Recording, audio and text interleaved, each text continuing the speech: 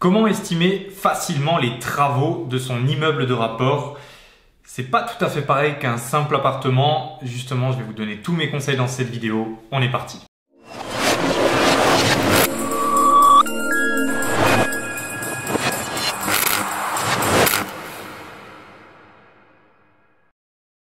Bonjour très chers investisseurs, futurs millionnaires, je suis Franck, le fondateur de Immomillion, une société où on accompagne les personnes déterminées à prendre leur avenir en main, à se créer une retraite anticipée grâce à l'investissement immobilier. Avant d'aller plus loin, vous savez que vous avez tous les liens pour aller plus loin avec moi juste en dessous de la vidéo. Vous pouvez vous abonner, vous pouvez accéder au système Arnato. Donc c'est une vidéo qui va être relativement longue, donc elle sera sûrement divisée en deux parties. On va parler de gros œuvres et de secondes œuvres. Donc il y aura cette première vidéo où on va parler de gros œuvres et on va parler ensuite du second œuvre dans une autre vidéo, partie 2. On va vous mettre le lien bien entendu dans la description. Et dans cette vidéo, je voudrais voir avec vous comment estimer facilement les travaux de son immeuble de rapport. Donc je me suis préparé 2-3 feuilles avec un petit peu tous les postes, tous les prix. Et je vais vous éclaircir le mieux possible sur les différents postes d'attention, les différents postes en fonction des budgets, les spécificités de certains postes qu'on retrouve sur les immeubles de rapport, donc pas uniquement sur un simple appartement parce qu'on va parler de charpente, de toiture, voilà, de tuiles, on va parler de fondation, on va parler de voilà, tout ce qui est un peu par rapport à l'immeuble de rapport.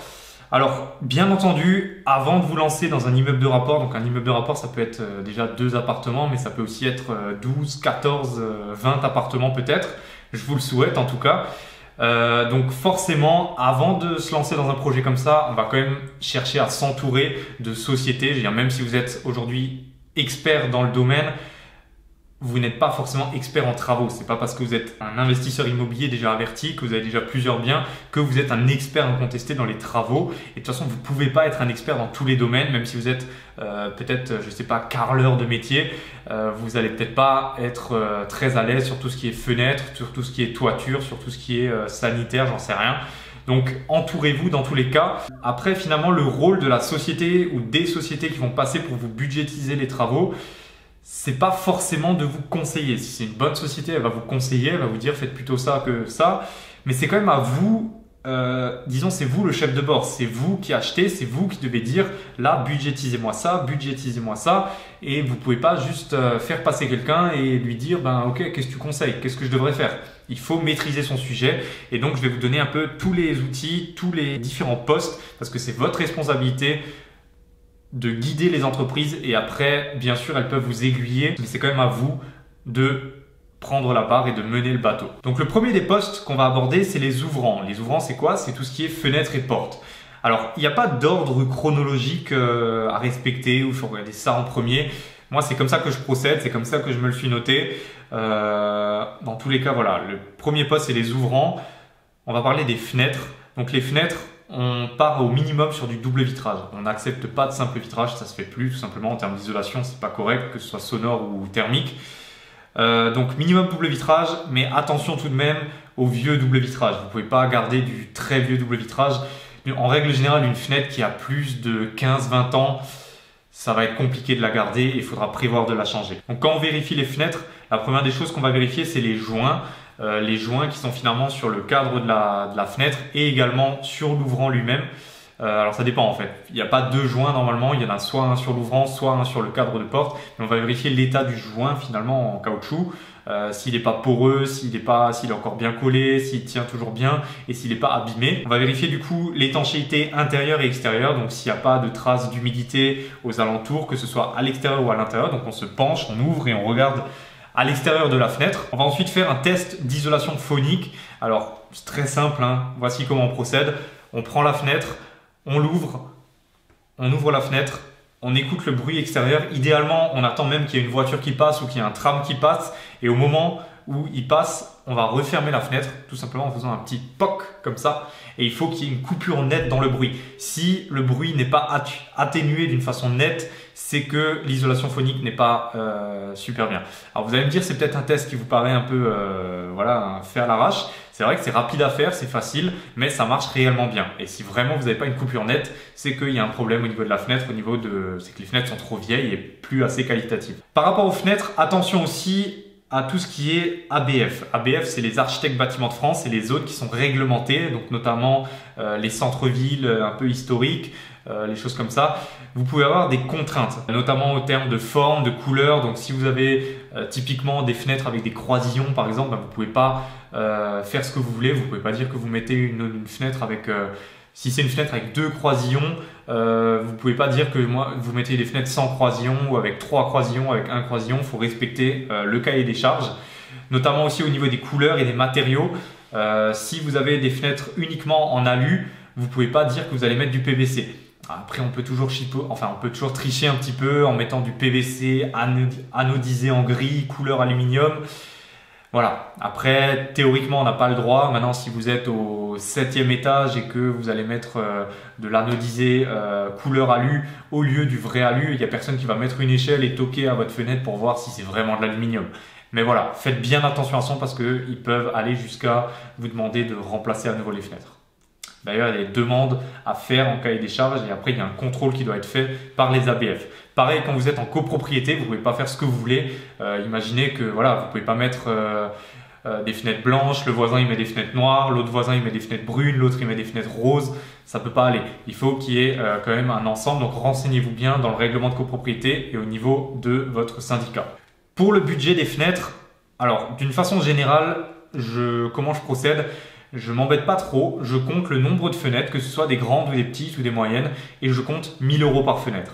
Alors je sais que ça peut paraître un peu fait à la va-vite. Bien sûr, si vous voulez un devis plus précis, on fait passer un artisan, mais ça vous permet déjà de vous faire une bonne estimation. Parce qu'en moyenne, on va être sur 1 000 € de prix. Donc si c'est une fenêtre moyenne, on va être sur un peu moins de 1 000 €. Quand c'est une grande, on va être au-dessus de 1 000 €. Quand c'est une toute petite, on va être moins. Mais finalement, ça va s'égaliser et on va être sur 1 000 € la fenêtre. Pour un Velux, on va plus partir sur 1 500 – 2 000 €. Un Velux, c'est un peu plus cher. De la marque Velux notamment. Au niveau des portes, que ce soit porte palière, porte d'entrée, porte palière de l'appartement, on va vérifier pareil les joints s'il y en a, notamment sur les portes d'entrée, si c'est étanche. On va vérifier la fermeture des portes, est-ce qu'elle fonctionne bien, les mécanismes. On pense à vérifier les clés également. Voilà, donc ça c'est des choses, des petites habitudes que vous devez prendre pendant vos visites. Faut toucher, il faut fermer, on va ouvrir, fermer les clés, les poignées, on touche un petit peu à tout. Et on regarde si le mécanisme fonctionne bien, etc. Au niveau budget, pour une porte d'entrée, on va être sur à peu près, si on veut un truc correct, on va être sur 800 € et plus. Après, ça dépend si vous avez une porte simple, une porte double avec une vitre. Voilà, ça peut aller jusqu'à 3 000, 5 000, 10 000 €. Mais bon, les prix commencent à 800 €. Honnêtement, on va être à peu près vers 1 000 € quoi. Pour une porte palière, on en a à partir de, alors des très bas de gamme, on en a à partir de 80 € et après en général on va compter 100, 150, 200 € pour une bonne porte on va dire. Donc ensuite on va parler de la façade de l'immeuble. Donc là il faut vraiment différencier les différents types de travaux qu'il peut y avoir. Donc on peut avoir un simple coup de peinture à faire, on peut avoir rien du tout aussi, mais on peut avoir un simple coup de peinture à faire parce que la façade en elle-même, le support est encore bon. On peut avoir une projection d'enduit pour combler un petit peu les irrégularités, les choses comme ça, les fissures. Et on peut avoir un sablage total. Donc si vraiment elle est en mauvais état, il y a des traces d'humidité, des champignons, des choses comme ça. Là, il y a vraiment un sablage à faire. Donc c'est vraiment un nettoyage profond de la façade. On peut également parler d'isolation extérieure si c'est nécessaire. Donc il faut vraiment comprendre quel type de travaux il faut faire. En termes de prix, je vais pas vous donner de prix là-dessus parce que ça va vraiment dépendre des régions, ça va dépendre des villes, ça va dépendre de l'artisan que vous allez prendre, ça va dépendre de la taille de la façade. Mais je sais qu'on a une idée reçue sur les façades où on se dit c'est tout de suite très très cher. Alors ça peut être très cher quand on parle vraiment d'isolation extérieure, de sablage et notamment si vous avez un gros bâtiment. Mais pour un immeuble standard, je vais quand même essayer de vous donner un prix. Si on a juste parfois ils font juste un nettoyage au nettoyeur haute pression et ils remettent un bout de peinture. Si on parle juste de ça, sur un immeuble de 4-5 appartements qui est pas trop large, on peut rester parfois en dessous de 10-15 000 €. Donc c'est quand même très correct. Après, bien entendu, c'est des budgets qui peuvent monter très haut également en fonction du type de travaux et de l'immeuble que vous avez. Là aussi, il faut faire attention à tout ce qui est ABF. Donc, renseignez-vous bien. Vous pouvez pas mettre n'importe quelle couleur si vous êtes en zone ABF. Vous pouvez pas utiliser n'importe quel type de matériau également. Donc, renseignez-vous bien. Ce qu'il faut penser aussi sur un ravalement de façade, c'est qu'il va falloir prévoir un échafaudage. Bien entendu, pour faire le ravalement, il faut un échafaudage. Donc, prévoyez ça aussi. C'est un petit budget. Ça dépend encore de la taille de l'immeuble que vous avez. Essayez d'anticiper. Si vous savez par exemple que vous avez la façade et également la toiture à refaire, ben on va pas redémonter l'échafaudage pour en remettre ensuite parce que la toiture, ils auront aussi besoin d'un échafaudage. Donc faites d'une pierre deux coups. Ça vous permet d'économiser un petit peu. Par rapport à l'échafaudage également, encore une fois, attention aux ABF.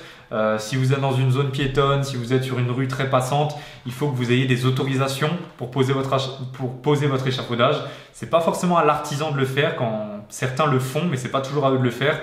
Donc faites bien attention à ça. On passe maintenant à la toiture de l'immeuble. Donc là, la toiture, je l'ai divisée en 3 postes: la charpente, l'isolation et les tuiles. Donc on va parler en premier de la charpente. La charpente, comment ça se vérifie? Donc bien entendu, on rentre dans les combles.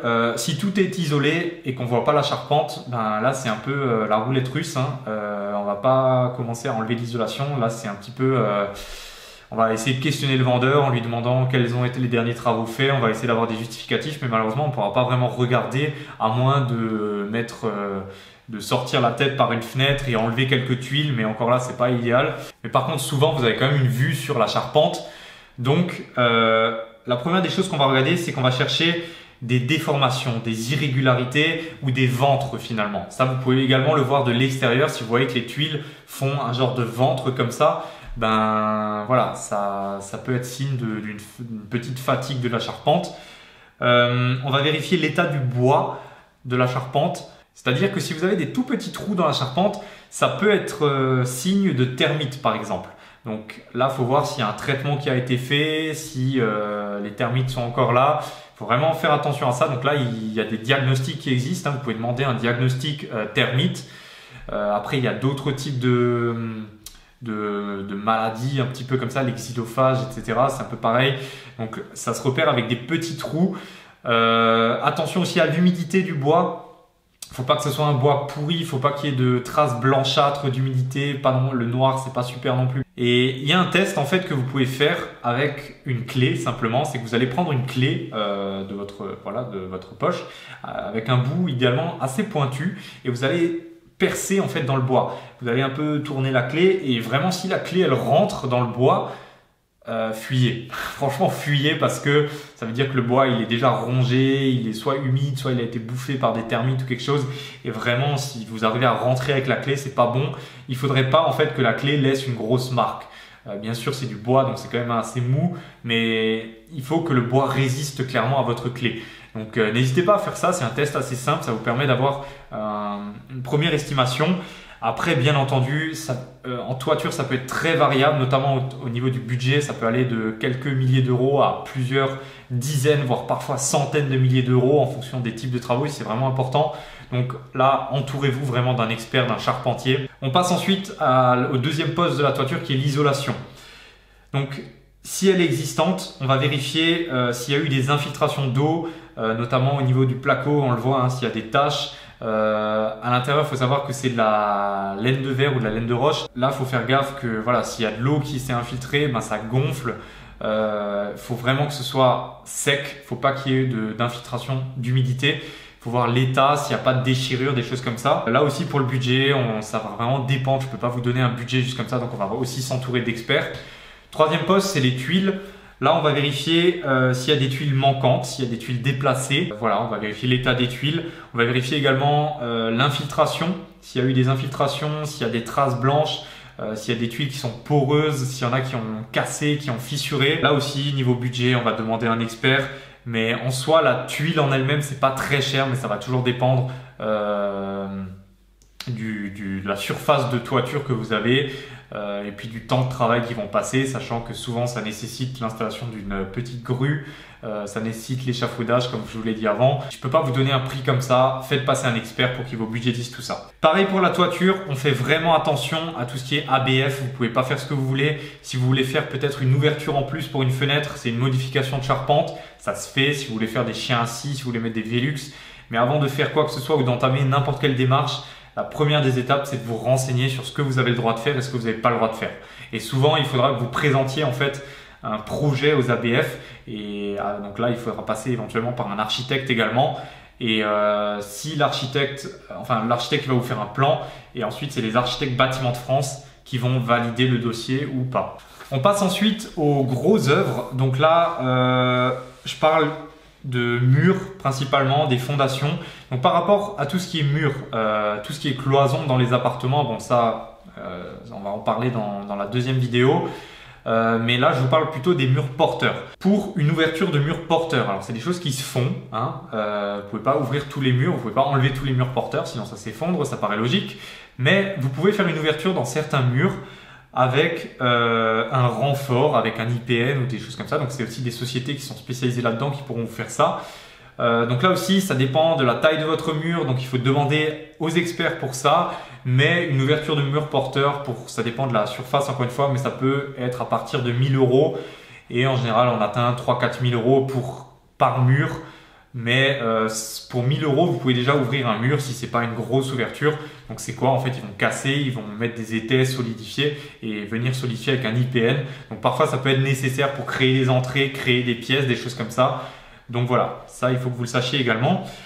Par rapport à l'immeuble en lui-même, les fondations de l'immeuble, donc dans les caves de l'immeuble souvent. Donc là, qu'est-ce qu'on va regarder? On va regarder aussi des traces d'humidité. Si on touche les murs et que voilà, on sent que c'est humide, que c'est poreux, qu'il y a des traces blanches, des termites, des mérules, des choses comme ça. Donc la mérule, c'est un champignon, hein, ça vous le repérez tout de suite, c'est un champignon comme ça.